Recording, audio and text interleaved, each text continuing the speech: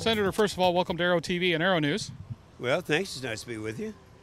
Well, as a longtime observer of the Oshkosh scene and as an aviator, both from a standpoint of your own personal transportation as well as just flying for fun like the rest of us, it's an amazing thing to watch something that we were hoping for 25 years ago when we were battling things like the Hoover disaster and things of that nature actually come to pass. How do you feel at this point, and what do you think are the chances of the president signing this into law? Oh, it's a done deal. I wish the president would veto it, because we can override his veto in a heartbeat. And he knows that. That's why he's not going to do that. And he opposed me all the way. You know, taking on a bureaucracy is really tough.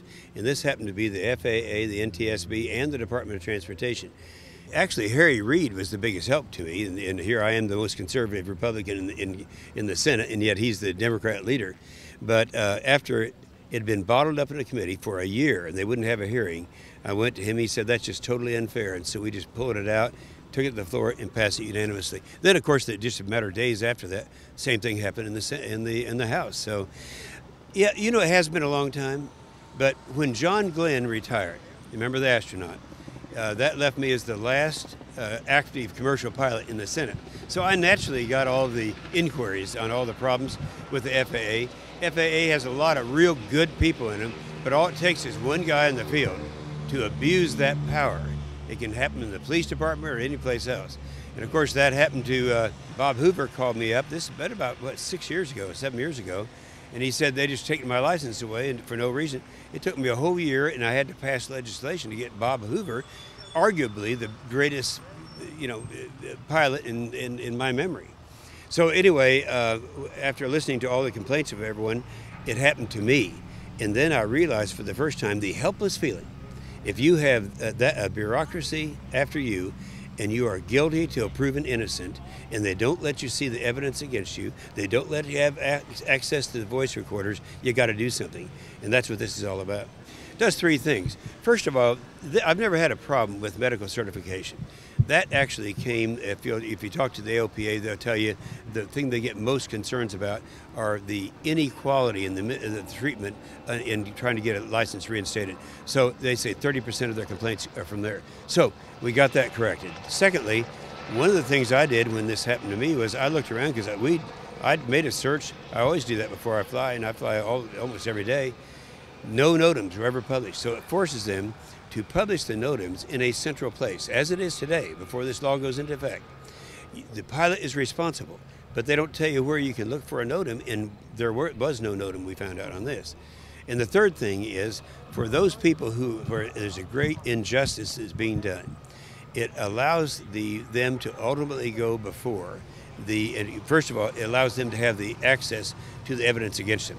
Then allows them to go, if they want to, if it's not treated right, to take it to the federal district court or the circuit court. And people are saying, well, oh, the courts are going to be clogged up. That's not true at all.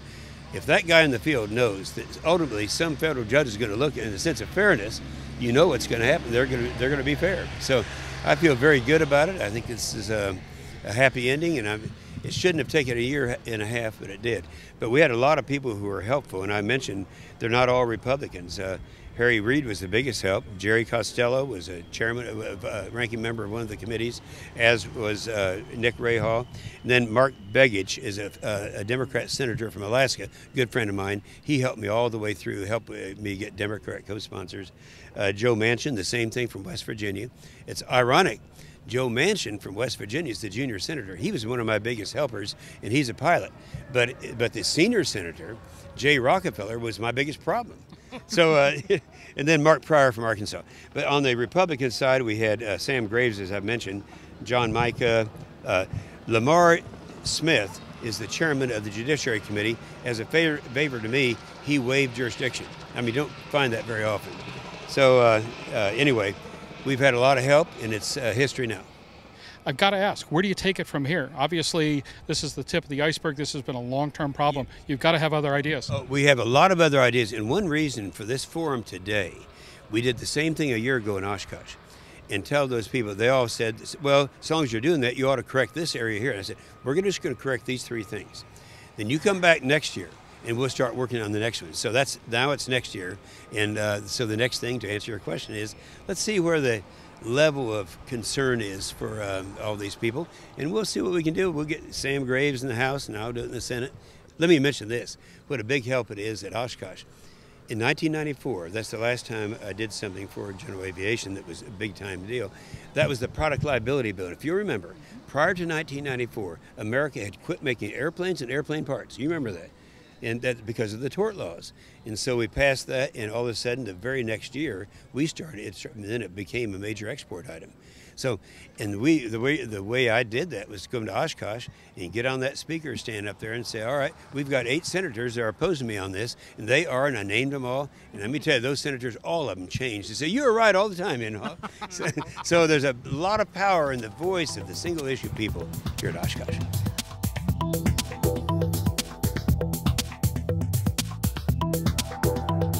Aero-TV is brought to you by Avidyne is the brand of choice for pilots who want innovative, easy-to-use avionics, and the new IFD 540 and 440 FMS GPS navcoms set a new standard for ease of use and simplicity.